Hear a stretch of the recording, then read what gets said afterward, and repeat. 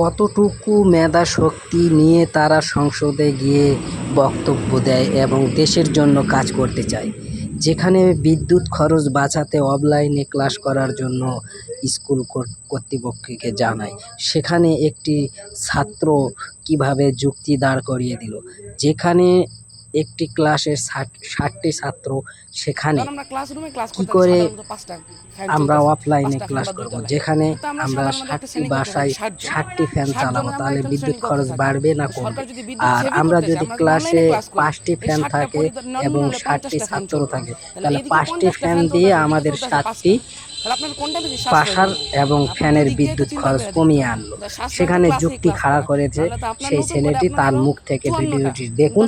আর যতটুকু মেধাশক্তি থাকলে আসলে তারা কিভাবে ক্ষমতায় গিয়েছে, আসলে আপনারা ভাবতে অবাক। তো আসলে টাকার ব্যবধানে এবং ক্ষমতার জোরে তারা কিন্তু সংসদে গিয়ে, যার মাথায় যতটুকু মেধাশক্তি নেই, কি করে সে সংসদে যায় এই ধরনের ভাষণ দিতে পারে, আমি আসলে কল্পনা করতে পারবো না। শিক্ষার কোনো শেষ নেই, মার খাওয়ার বয়স নাই, শিক্ষামন্ত্রীর মেধা নেই।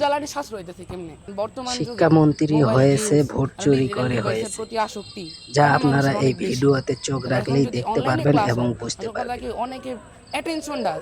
যেখানে বিদ্যুৎ খরচ বাঁচাতে বাসায় বাসায় অফলাইনে ক্লাস করার কথা বলেছেন, সেখানে একটি ছাত্র বিদ্যুৎ খরচ বাঁচানোর জন্য একটি যুক্তি খাড়া করে দাঁড়িয়েছে।